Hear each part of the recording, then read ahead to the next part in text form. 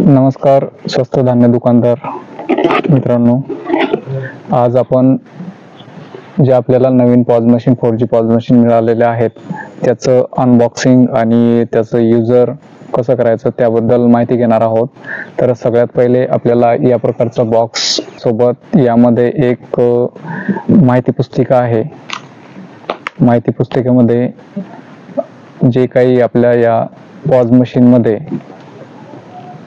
आपण पॉज मशीनचा वापर करतो त्या वापरासंबंधी सर्व माहिती यामध्ये देण्यात आलेली आहे।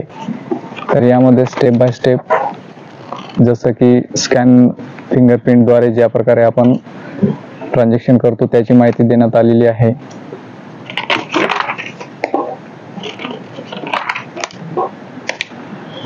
त्यानंतर इथं आय स्कॅनरद्वारे कशा प्रकारे आपल्याला वाटप करायचे असते त्याची सुद्धा इथं माहिती देण्यात आलेली आहे या युजर मॅन्युअल मध्ये। त्यानंतर इथं सगळ्यात शेवटी या पॉज मशीन विषयी सर्व माहिती देण्यात आलेली आहे की या पॉज मशीन मध्ये काय करावे आणि काय करू नये। तर इथं सर्व माहिती दर्शवण्यात आलेली आहे। तर आपण आता पुढील पॉज मशीनच्या बॉक्समध्ये आपल्याला काय काय वस्तू यामध्ये प्राप्त होतात ते आपण आता पाहू। सगळ्यात पहिले ह्या बॉक्सला या प्रकारे ओपन करून घ्यायचं आहे। त्यानंतर पॉज मशीनला समोरच्या बाजूनं काढून घ्यायचं आहे। या प्रकारे आपली पॉज मशीन नवीन पॉज मशीन आपल्याला दिलेली आहे।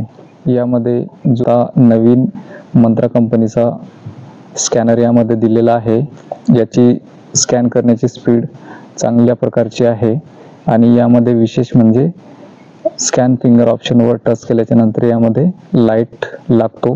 पर्यायानं आपल्याला कळतं की यावर बोट स्कॅन करण्यासाठी ठेवायचं आहे। दुसरं यामध्ये 3 USB दिलेले आहेत, 3 USB पोर्ट आहे। त्यानंतर एक कॅमेरा USB आहे, त्यानंतर एक चार्जिंग सॉकेट आहे आणि एक अँटेना सॉकेट आहे। इथं स्विच ऑन ऑफ करण्यासाठी दिलेला आहे। या स्विचला खालच्या बाजूने 3 सेकंद दाबून ठेवल्याच्या नंतर पॉज मशीन ऑन होते। आता यासोबत इथं इथरनेट जोडण्यासाठी सुद्धा आपल्याला एक सॉकेट देण्यात आलेलं आहे। ज्यांच्याकडे इंटरनेटची जी केबल असते ती जर सुविधा असेल तर त्यांनी सुद्धा इथं आपण त्याची जोडणी करू शकतो। नवीन पॉज मशीन मध्ये पाठीमागून एक बॅटरी त्याला अटॅच केलेली आहे आणि बॅटरीच्या पाठीमागे जे आहे आपल्याला 2 सिम स्लॉट देण्यात आलेले आहे। त्याच्यामध्ये आपल्याला ऑलरेडी एक जिओचं आणि एक VIचं 4G सिम कार्ड देण्यात आलेलं आहे। आता आपण पाहू याच्यासोबत आणखीन काय काय आपल्याला देण्यात आलेलं आहे। त्यानंतर बॉक्समध्ये आपल्याला एक प्रिंट रोल,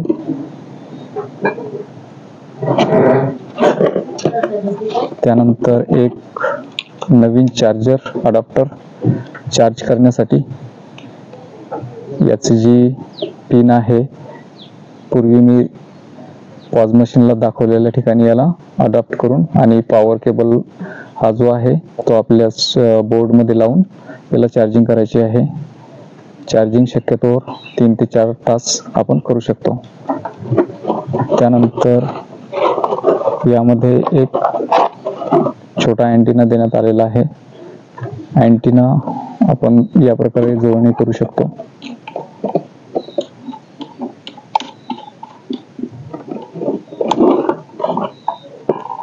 त्यानंतर इथं रोल टाकण्याची सुविधा आहे। याच्यावरती एक प्रिंटर रोलर लावलेला असतो।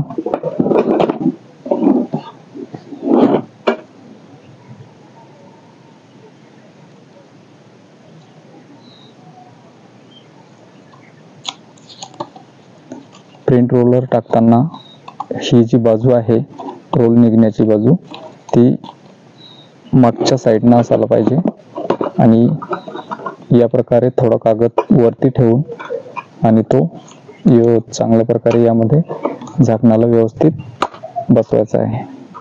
या प्रकारे आता पॉज मशीन आपली रेडी झालेली आहे. यासोबत इथं एक स्टिक दिलेली आहे, त्याची लांबी वाढू शकते आणि आपल्याला सर्व ऑप्शन टच करण्यासाठी त्याचा उपयोग करता येतो.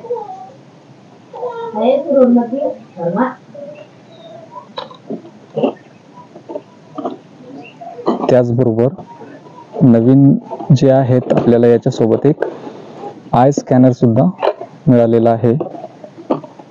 या प्रकारचं ज्या व्यक्तींचे सदस्यांचे थंब येत नाहीत, थंब स्कॅन होत नाही आणि OTP ची सुद्धा व्यवस्था नाही, त्यांच्या आधाराला मोबाईल नंबर जोडलेला नसल्यामुळं OTP येऊ शकत नाही, अशा वेळेस तिसरा पर्याय म्हणून आपण आयरिस स्कॅनरचा इथं उपयोग करू शकतो.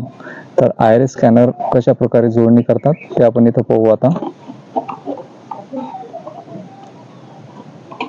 बघा, यामध्ये या प्रकारचा एक आयरिस स्कॅनर दिलेला आहे.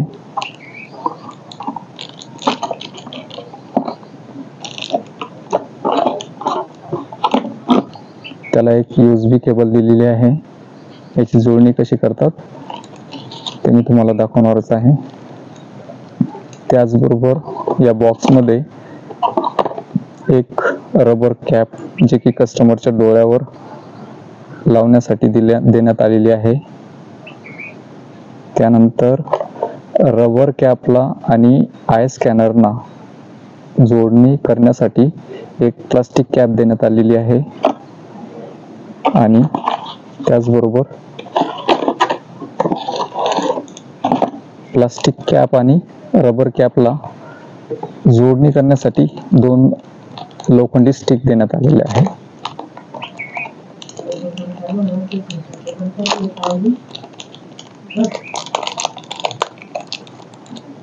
या प्रकारच्या 2 स्टिक आहेत.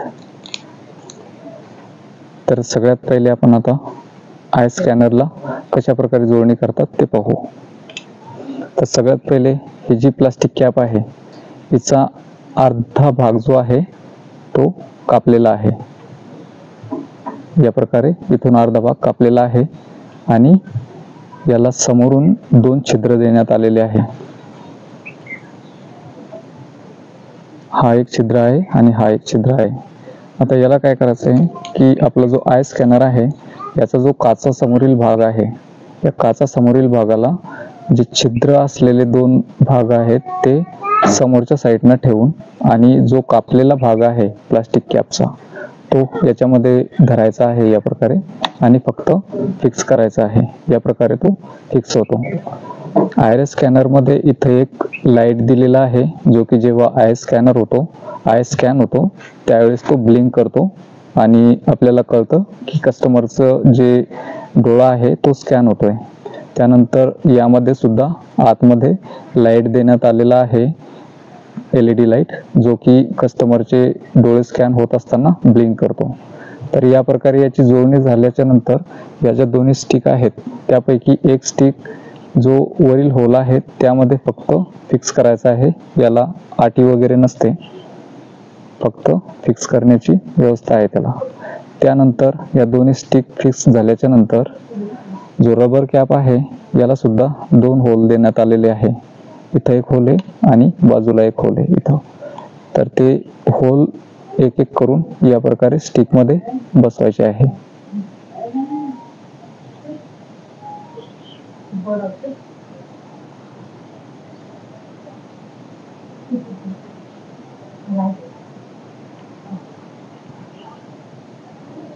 आता पूर्ण आयरिस स्कॅनर जो आहे आपला तो वापरण्यासाठी रेडी झालेला आहे. तर पाहू शकता आपला जो कॅमेऱ्याचा लेन्स आहे त्यामध्ये स्पष्ट दिसतोय.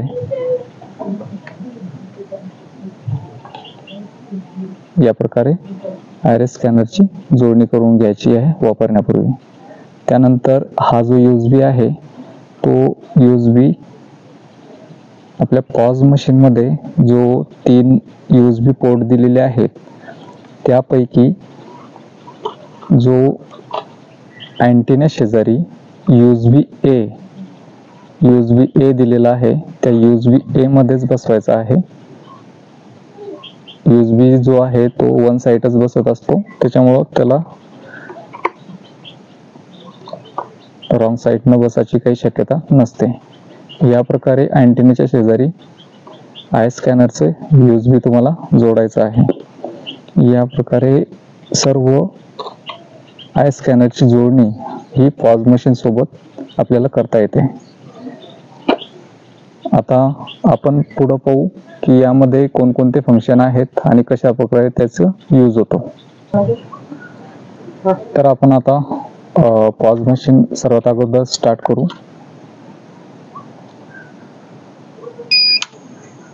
एक बीपचा आवाज आल्याच्या नंतर पॉज मशीनला बटनाला सोडून द्यायचा आहे.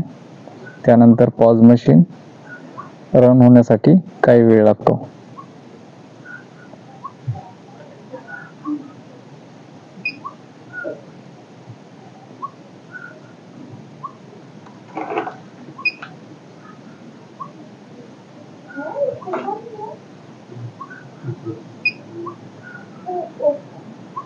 या प्रकारे आपल्या पॉज मशीनचा जो आहे तो डिस्प्ले इंटरफेस आहे.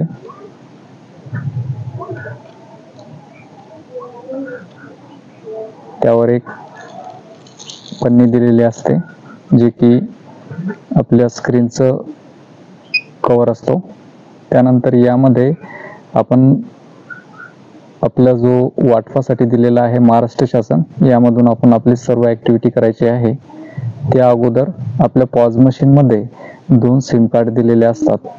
त्यापैकी एक सिम कार्ड आपल्याला सिलेक्ट करावं लागते. नेटवर्क येण्यासाठी आणि सिम चं जे नेटवर्क आहे ते पूर्ण इथं आपल्याला दिसण्यासाठी हा जो त्रिकोण आहे इथं आपल्याला सिमचं नेटवर्क दिसतं. त्यासोबतच जो आपला आय स्कॅनर आहे, फिंगरप्रिंट स्कॅनर आहे, तो फिंगरप्रिंट स्कॅनरचा इथं RD दिलेला आहे आणि त्या शेजारी इथं जो आय स्कॅनर आपण यूज करणार आहोत त्या आय स्कॅनरचा सुद्धा RDच्या शेजारी गोल डिस्क प्रमाणे त्याचा सुद्धा RD देण्यात आलेला आहे. जेव्हा हे दोन्ही RD ग्रीन होतात त्यावेळेस आपण आय स्कॅनर आणि थंब स्कॅनरद्वारे वाटप करू शकतो. जेव्हा आपला आय स्कॅनर मशीनला जोडलेला नसतो त्यावेळेस त्याचा जो डिस्क सारखा दिसणारा RD आहे तो निळ्या कलरचाच असेल, परंतु आपला जो फिंगरप्रिंट स्कॅनरचा RD आहे तो मशीन सुरू केल्याच्या नंतर आणि त्याला रेंज आल्याच्या नंतर काही वेळानंतर ऑटोमॅटिकली ग्रीन होतो. तर आपल्याला जेव्हा मशीन आपली रेंजमध्ये येऊन जाईल त्याला कनेक्टिव्हिटी येईल इथं, त्यानंतर RD ग्रीन होईल, त्यानंतरच आपल्याला महाराष्ट्र शासनमध्ये टच करायचे आहे. तर आपण थोडा वेळ आता वेट करू. आता पहा आपला इथं नेटवर्क सिमचा आलेला आहे, जिओच्या सिमचा. आता आपल्याला फक्त RD ग्रीन होण्याचं थोडा वेट करावं लागेल. तर आपण तोपर्यंत वेट करू.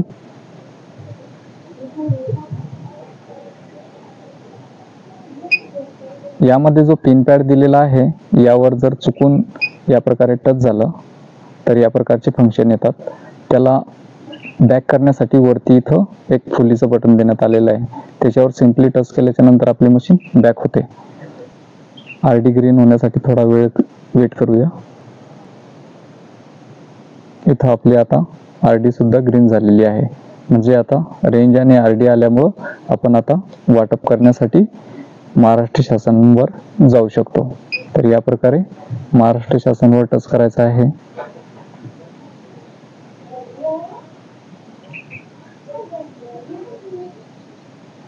Welcome to public distribution system. त्यानंतर या प्रकारचा आपल्याला स्क्रीन दिसेल. त्यामध्ये स्टार्ट, सेटिंग, क्विट आणि पॉवर ऑफ. क्विट केल्याच्या नंतर आपण पहिल्या पेजवर जाऊ.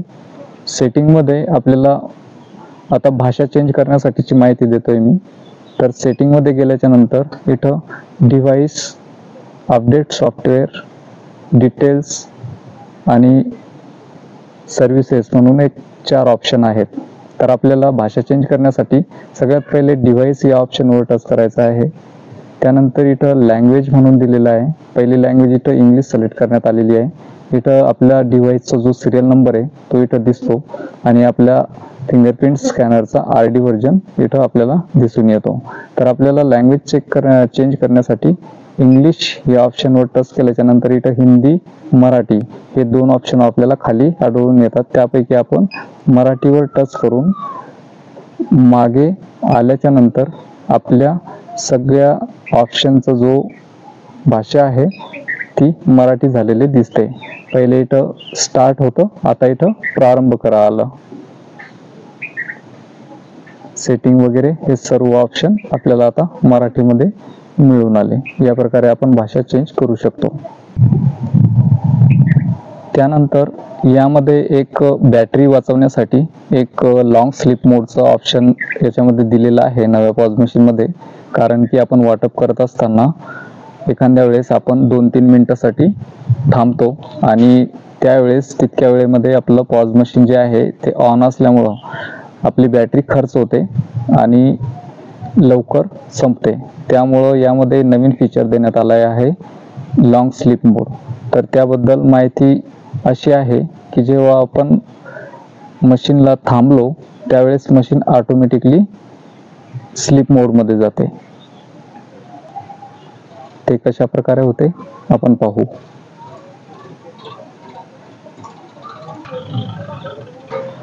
लॉंग स्लीप मोडमध्ये गेल्याच्या नंतर मशीनचा डिस्प्ले या प्रकारे आपल्याला ऑफ झालेला दिसतो. त्यावर आपण कितीही टच केलं तरी सुद्धा तो ऑन होत नाही. अशा वेळेस आपल्याला वाटतं की मशीन ऑटोमॅटिकली स्विच ऑफ झालेली आहे, परंतु ती लॉंग स्लीप मोडमध्ये गेलेली असल्यामुळं तिचं डिस्प्लेवर टच केल्याच्या नंतर ती ऑन होत नाही. त्यासाठी फक्त आपल्याला काय करावं लागतं, इथं जो हिरव्या कलरचा एंटर बटन दिलेला आहे त्या एंटर बटनला फक्त एक वेळेस प्रेस केल्याच्या नंतर आपली मशीन लॉंग स्लीप मोडमधून पुन्हा वर्किंग मोडमध्ये येते आणि आपल्याला वाटप करण्यासाठी आपण पुन्हा त्याला लॉग इन करू शकतो. तर हा जो लॉंग स्लीप मोड आहे तो सर्वांनी लक्षात ठेवा की फक्त एक एंटर बटन दाबल्याच्या नंतर तो आपला लॉंग स्लीप मोडमधून ऑन मोडमध्ये येते. अशा प्रकारे आपण आयरिस स्कॅनरद्वारे पॉज मशीन वापर करण्यासंबंधी माहिती पुढील व्हिडिओमध्ये पाहू. नमस्कार.